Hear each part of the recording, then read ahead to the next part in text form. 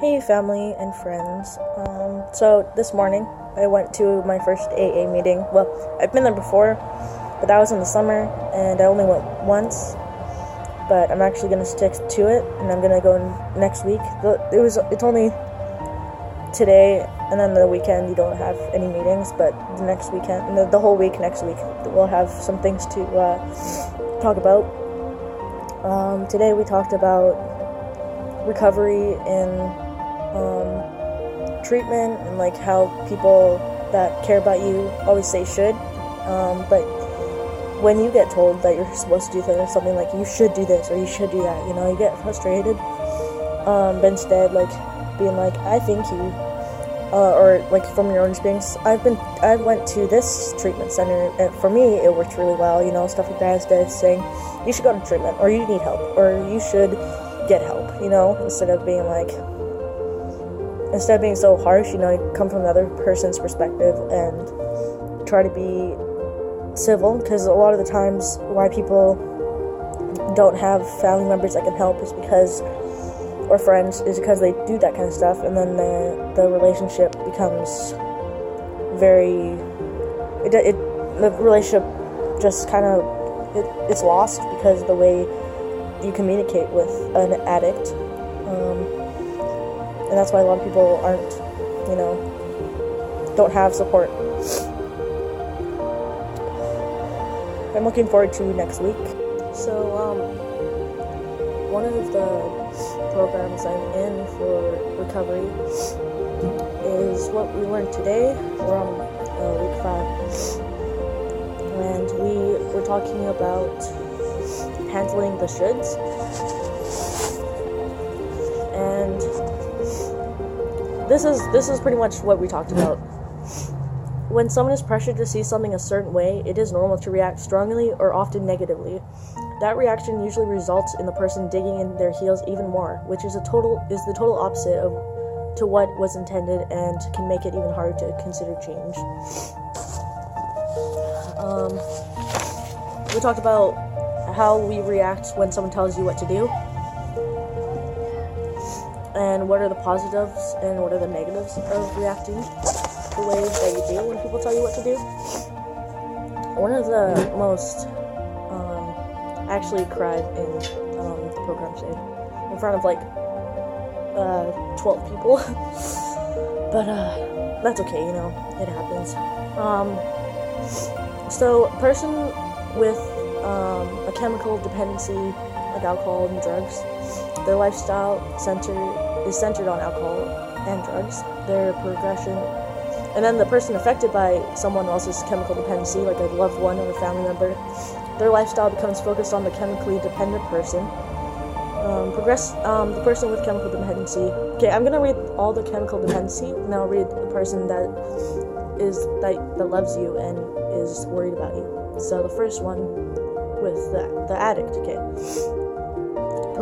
Progressive loss of control over use of drugs, decline in major life areas like a family, a job, finances, friends, and health, which is what has happened to me.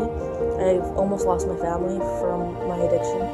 I've almost lost my job because of addictions, and I have lost a job because of addiction.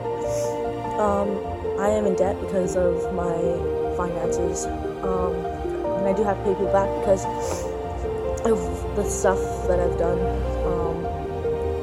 I've lost friends, and my health has declined.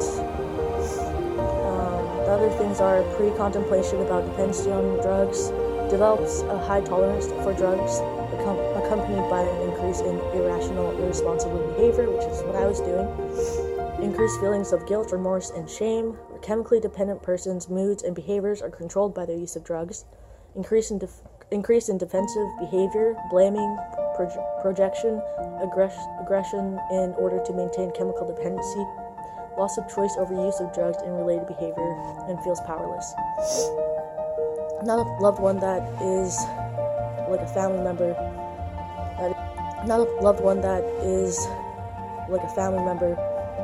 That is a part of your recovery.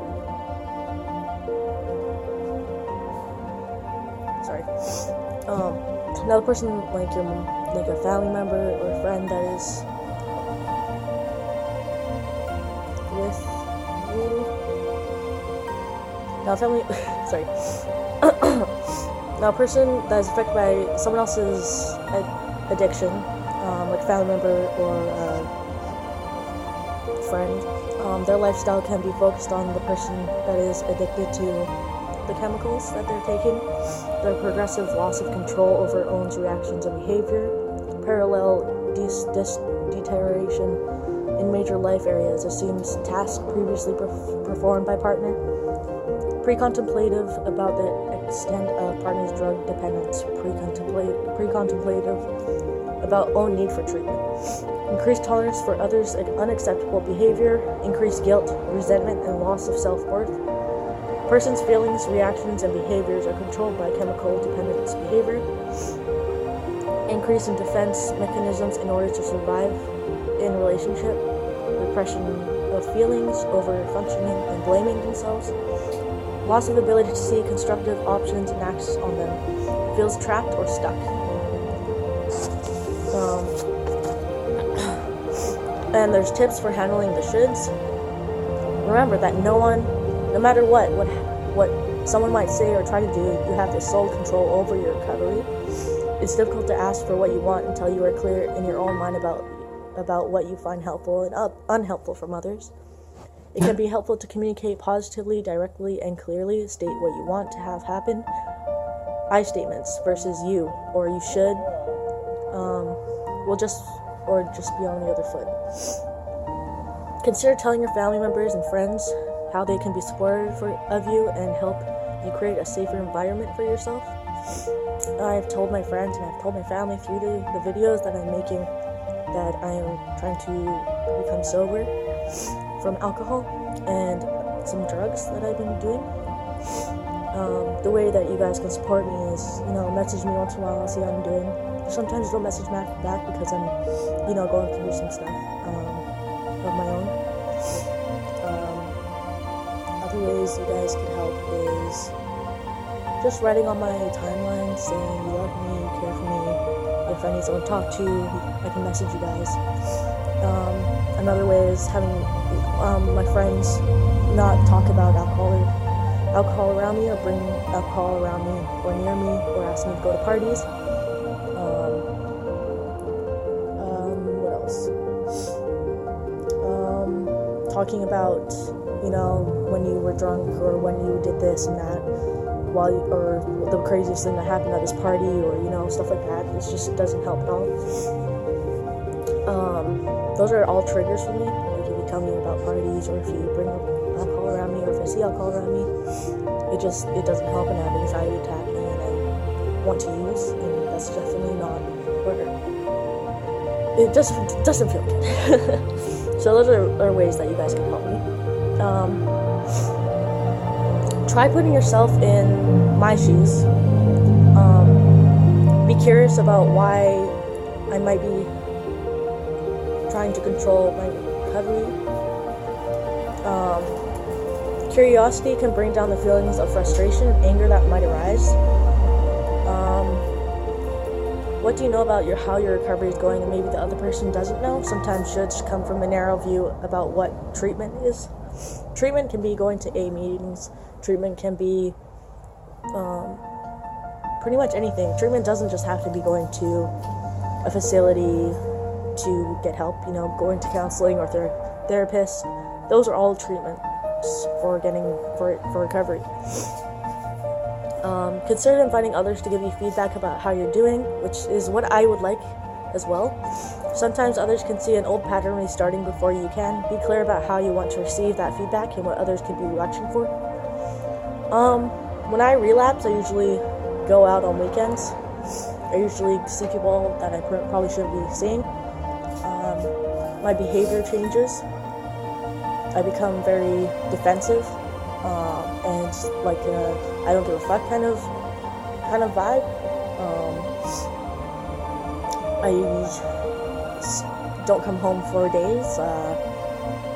I post videos sometimes when I know I shouldn't on here. Oliver, shh. That's pretty much all I wanted to talk about today. Next week I'll be telling you about my second time at this program in recovery, and I'll just show you guys my process of being healthier. I already look healthier, which is awesome. I just want to be better.